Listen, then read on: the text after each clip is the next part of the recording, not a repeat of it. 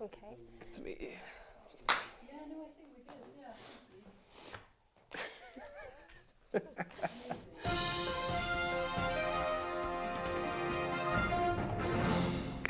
What was it like for you the first time I went into hospital?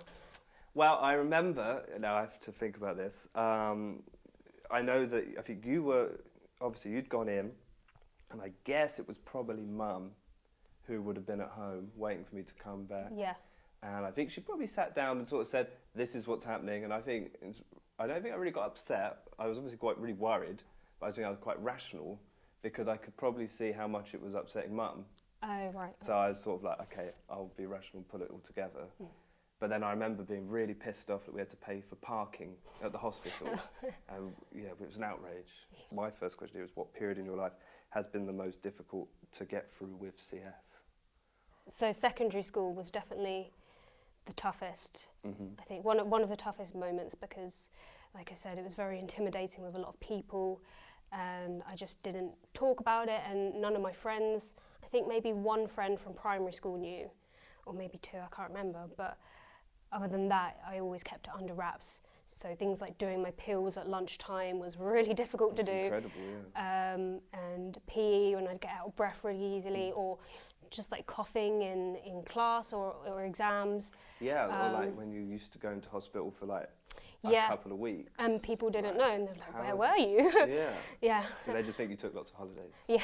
Well, I did tell one guy that I went to Australia for 2 weeks. He believed me.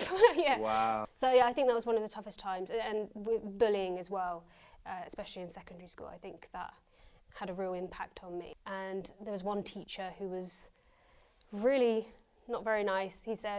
He made a comment once after class, and he said, the homework is due in next week unless you're Kate and decide to be ill on that day.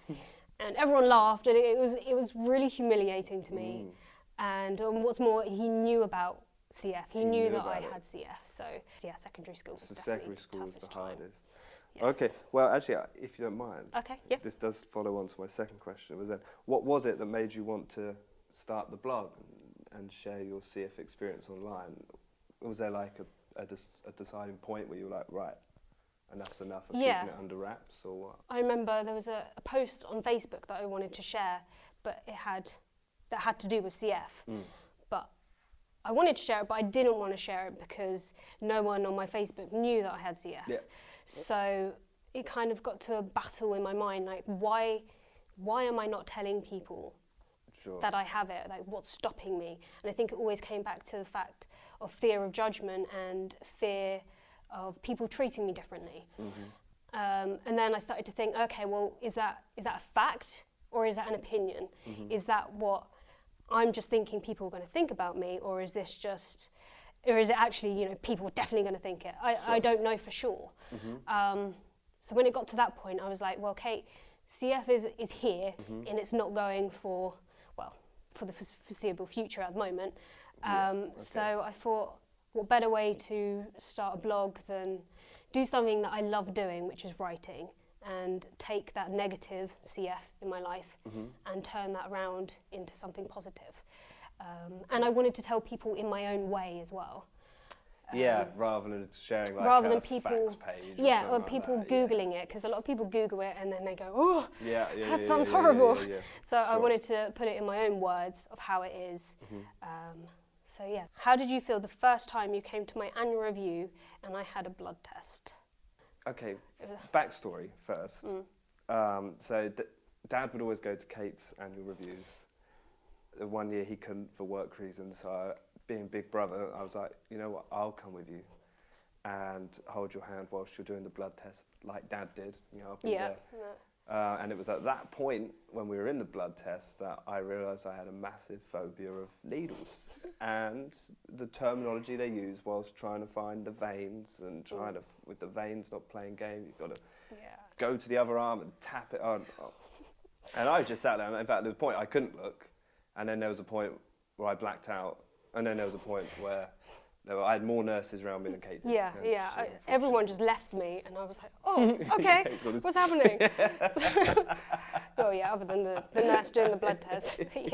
I think for me that was a real eye-opener. It's like, shit, this is what Kate has to do, and this is the shit she has to go through. Not so much every year, but every year plus more, and like massive respect. Then just shot up for like, I was like, Kate's stronger. Kate's the strongest person I think. Oh, really? That was a really significant trip for me because although I almost did pass out, it was like I actually got to understand firsthand, got to see firsthand some of the stuff that you had to go through. Yeah. I've not been to one since. No, you haven't, actually. But who's better, me or Mum? Neither of you. Mum disappears. She runs, I'm going to get a coffee now. Okay. She did that on my last long line. I was like, oh, okay. So is it Dad the only one who sits through it? Dad and Tom, my boyfriend. Tom sits through it as well? Yeah. I should have done this following the second one, actually. But how did you feel when you first published the first CF blog post? How did you feel when you published your first CF blog post? After all those years of keeping it under wraps, and now all of a sudden you're not just telling your mates, but you're telling essentially the World Wide Web. People. Yeah. So what was your first blog post, actually?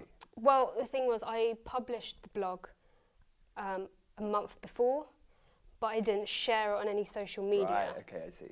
So there were already 5 blog posts up there when I released it on Facebook, essentially. On the night that I did it, I was so nervous. It took me about 20 minutes to press. Wasn't I at home, actually? I think it was the day before your birthday. Was it? Sorry. Yeah.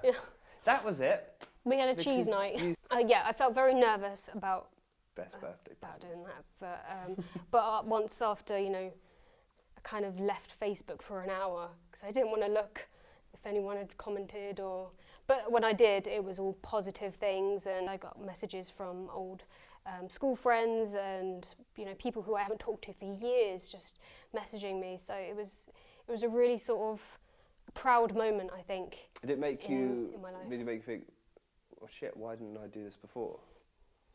No, I think there was a time and a place for it, and I wouldn't have done it at any other point than that. And the thing is, I released the blog a month before, and I did all of that work into creating it. So when I got to the point where I was like, oh, I don't want to do this, I knew I couldn't because I'd already done all that work, so it would have just been wasted otherwise. Sure. So, it was very nerve-wracking, but I'm glad I did it, and it felt like a huge weight had been lifted off my shoulders for keeping it so under wraps for so many years. It was just like, a relief now.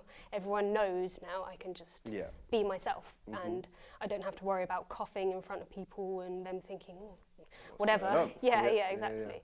So it was a relief. I remember actually because we were having a cheese board that's it. in the front room watching Designated Survivor. Great. And Mum and Dad were in the kitchen and they were shouting out all the comments like 70 likes! Yeah. Oh, so-and-so's liked it. So-and-so's commented. Thanks. And we were trying to watch a really important episode, I remember. Yeah. What's been your proudest moment? Oh, man, I mean, these are all linking in now. 2 proudest moments, I think. Okay. You weren't expecting that. I wasn't, no. So, obviously, I think when you released the blog, I think just because, obviously, I've grown up with you keeping it secret. I've told people, like, my friends, but always been like, she has CF, but she doesn't want to be treated differently, so don't mention it, don't broadcast it, it's very... Oh, okay. And then when you released the blog and you were like, actually, fuck this is me and my own words, and I was like, go for it, mate. Okay. And releasing your first video as well, like when we sat down and watched the preview. Oh yeah, when I told you all that I was going to be doing a blog and that was it. I remember that. Yeah. I did a whole pitch. Do you remember? I stood up and I memorised this. It was a good pitch. Lines. It was a good pitch, and then we watched the little video, the little preview, the promo for the blog. For the blog, yeah. And it was just like, go on. That's probably the proudest. But then just under that, on par, was when we were doing the MK17 fundraiser gig. Right. And we were playing, and then, you came up and drummed. This year, you came up and played a couple of tracks. Yeah. But it wasn't so much that show, it was the rehearsal beforehand, where we're all in rehearsal space, Right. and you just got up and you hadn't played drums for, what, 3 years? Yeah, something Two, like 3 that, years, yeah. and hadn't played with us for that amount of time either. And just got up and smashed it. It was just like, yeah, go on then. You know, But then completely messed up on the day. yeah, but Nerves fuck got to that. me. So lots of proud moments, but I think when you decided to go, yeah, let's go, make this public. Yeah, that was it, yeah. That was Okay. good. Who was the hardest person to tell you had CF, and what was their reaction? The hardest person to tell was my boyfriend, Tom. Mm-hmm. That was really nerve-wracking because I'd still kept it hidden, so that no one at work knew, and that's where I met him, at work. So you worked with him? I worked with him, and then on our third day, I was like, okay, well, he doesn't know who I really am. I have to tell him the truth because he might not like me anymore. All that So sort of how did thing. you approach it? That day, I had an annual review. Oh, okay. So I was so tired, but I said to him that I'm in the hospital in the morning. Mm-hmm. He was like, oh, why? And I was like, oh, I'll tell you later when we go out. So I'd sort of set myself up so I couldn't back out of it. You prepped him. Yeah. Nice. And then when we got in the car, he was like, oh, so why are you in the hospital? And then I told him, and he was like, oh, okay. I was like, okay, I don't know if he knows what this is. Yeah. So, and I was like, don't Google it. But of course he did. Of course. But yeah, he's been, a pillar of support really since then. And 5 years later, we're still going strong. And now he comes to the CF. Yeah, he comes to annual reviews. Nice. What's been your toughest moment? That's a really hard one to say. What's the toughest moment? It's a couple of, like, obviously when you go and do your hospital stints. Right. Or when you used to stay in the hospital, Right. because now obviously you do home IVs. IVs, but when you used to stay and then we'd come and see you and then we'd have to leave you overnight. Right. I think one of the toughest things recently is, for example, when we booked this year to go to Cornwall. Right, yeah. And we were there was a big festival going Yeah. on, and we got it all planned, and then like 2 days before you fell ill, to the point where you couldn't go. That's really tough to sort of have to do it without you. Yeah. And because it's not how you imagined it to be when you booked it. Yeah. And then when you're there, you feel guilty in some ways for having a good time, because I know you're at home in your dressing gown. Okay, It's so tough, sort of yeah. leaving, I think generally just like having to leave you to deal with it. To deal with it, yeah. yeah. Exactly. Whilst we go off and have a good time. Have a good time, yeah. No, But it's quite we're not tough, having actually. we're not having a good time in some ways. Because I'm not there. Exactly, because you're not there. What's the funniest thing that has happened to you that's CF related, i.e. hospital anecdotes, etc.? Oh, there's an Irish doctor who's at the hospital I go to now, and he is hilarious. One time I was in clinic and I was chatting to the physio, and he came in and she was like, oh, I'm just finishing up. So he was like, oh, okay, I'll stay. I won't do the accent. Oh, God. But he was like, okay, I'll stay. And he went over to the bed in the room, lay down on the bed and like drew the curtains across and started snoring. It's probably one of those stories that you have to be there to see, but it was a really funny moment. I'm just chatting to the physio and he just comes in and has a kip almost. That was quite funny. I mean, He's the a thing with hilarious those doctor. beds is the whole go remote up and down. You don't have to move. It's amazing. That used to be one of my favourite things about. I know, coming you to visit used in to come in hospital. and then kick me out of my bed and be like, right, going up and down. I mean, I was kind of sad when you said, actually, I'm going to home medicate. Yeah. Fuck off, I like those beds. If you had CF, what would you struggle with the most? Maybe what I would struggle with most, actually, is coming to terms with like the physical limitations. Like, Oh, right, okay. I'm like one of those people now where I'm very comfortable in going, okay, I can go and do a gig on Friday and go and do a gig on Saturday, and I'm not going to get ill on the Sunday. Yeah. Or I can do an all-nighter on the Friday, Yeah. all night on the Saturday, and I'm not going to get ill because it's not going to wear me out. Yeah. So it'd be coming to terms with those sort of the fatigue, I guess, and those the physical limitations of it. But yeah, I think that would be it. Yeah, okay, that's fine. Good. I'm glad it's fine. You can move on now. Have you ever used CF as an excuse to get out of awkward situations? Oh, that's a really good question. Actually, my mind immediately jumps back to when I was, I think, in year 5 or year 6, and I was on a medication called ciprofloxacin, and it makes me really sensitive to the sun, so I can't be out in the sun for a long time. Okay. And I told my parents that, who wrote a letter to my teacher saying that I can't do sports day because I'd be out in the sun and I'm on this medication. So it was excellent. I just sat in the shade and watched everyone struggle through the heat. I loved it. It was brilliant. I use it as an excuse. How do you use it as an excuse? Yeah, I got to leave for work to look after Kate. It wasn't an excuse because you did actually go into hospital. Oh, right. But I did use it. It was like the day you went in, and I was like my 2nd week at my new job, and I was like, oh yeah, Kate's gone into hospital. And they were like, yeah, go. And I thought, actually, quite easy this. Yeah. Okay. I haven't used it, but I could use it. You could use it, Yeah. How do you tell people that I have CF? I was thinking of how, like, did you tell Sean and Molly, like, relatively new people that you've met? Well, even newer would have been on the tour. Oh, right. Oh, okay. And we'd be sat in the bus, and over that whole 2 weeks, the first 2 weeks, you'd done the IVs video. Right. And maybe another video as well that I was sharing. And obviously they're all friends with me on Facebook. See. So they'd be like, oh, your sister has CF. And then they would have that discussion. Oh, okay. How do you tell people? So go and visit the blog. Business card. Yeah, here you go. YouTube channel, check it out. Yeah. Well, I think more recent would be when I went into hospital in January, and I had to tell my dog walking clients. Okay, yeah. Because they didn't know. And I was like, oh, I'm going in for 2 weeks. And they were like, you okay? Yeah, what's wrong? Yeah, sure.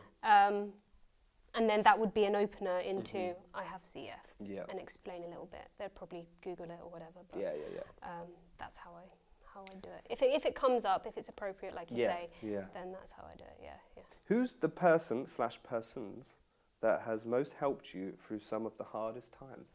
Well, obviously, Mum and Dad were a huge support when I was younger, especially with blood tests and having IVs. Dad would always be there making terrible dad jokes that weren't funny. Still does. Yeah, still does that. And also Mum, because she's good at the emotional side of things, emotional support, she's very good at. But then I would also say Tom, because over the last 5 years, 100%. He's always been there. I could always talk to him about anything. Probably in a bit more of like an intimate way that you could. With Mum and Dad. Mum and Dad. Yeah. When CF is cured, what would be the first thing that you do? I've thought about this. Is like one of those things, when you're like think about what would I do if I won the lottery? Yeah. Like, how would I tell people and all that kind of thing? What I'd probably do is I get on the Team Eveling WhatsApp. Yeah. I'd say, right, pack a bag, suitcase, as many as you like, head on down to airport. No plan. Just fucking fly somewhere. Just go anywhere. Yeah, we'd just go out for a couple of months and rinse all our savings. Yeah. Because what the fuck are they for, really? And we would celebrate hard. We would do it We'd go hard. Okay, well that was my last question. That was a good question, I like that, actually. Last question is a bit of a strange one, really, but I've always been interested to know, because obviously we do, as family, we run a lot of fundraising events. We do like the big music festivals, and then the Christmas gigs as well. Yeah. But what I want to know is from your perspective, because obviously we're doing it for you or to raise money for CF. Yeah. For you. But how does it make you feel when like all these people turn up who are friends and family and friends just to volunteer, and they've set time aside from their schedule to come and help and work for free? In some ways, I can imagine it must be a bit weird for you to be. When I was younger, because obviously I tried to ignore CF as much as possible, like I wouldn't really get involved and I didn't want to be a part of it.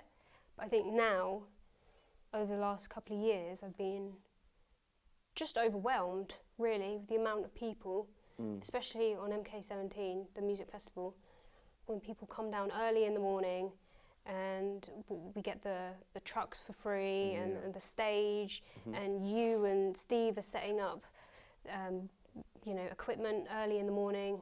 Yeah. And Dad, who spends hours and Weeks. months. Well, he's already started planning it. Yeah. And I know that takes a lot of energy and time. At the back of my mind, I think I'll always feel a little bit guilty because everyone's giving up their time for CF, which is what I have, and they wouldn't be doing it if I didn't have CF. Yeah. If that makes true. sense. Yeah. So I think I'll always feel a little bit guilty for Yeah. It's making interesting. people come out. Yeah, I But mean, I know it's their choice, but Yeah. I think I'll always feel that, like, in my mind.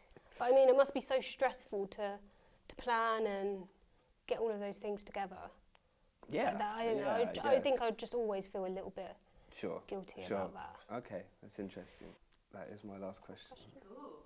So just closing comments then, I guess. Is there anything that you particularly would like other people to know about CF, living with CF? I think to not be afraid of speaking out about it, like I was for so many years, because people understand and they're not going to run away from you, they're not going to scream or anything like that. They will understand. It's just one of those things that you have to get over your fear of doing. You just have to do it at some point. And like I said, for me, it was just a huge relief, a huge weight off my shoulders to just finally say, okay, this is me. This is what I have. And I've dived headfirst into the CF world. You know, I've created Twitter and Instagram and got involved with a lot of other CFers who I would never have met because of it. So yeah, I'd just say do it. Just tell people if you're struggling to tell people, I'd say definitely give it a go. And what about from your perspective, if for example somebody was in a position where they found out that somebody close to them had CF, is there any advice that you would give for being with somebody for those years? I'd say I think communication and openness is a real big one. I think making them feel like they can offload onto you and you can have a conversation without, you know, being scared of being judged or whatever. Like so yeah, I think just being close and open encourage conversation, essentially. Definitely. Thank you so much, guys. We can cut there, I think. Thank you very much, Thank you. everybody. Wow. How was that?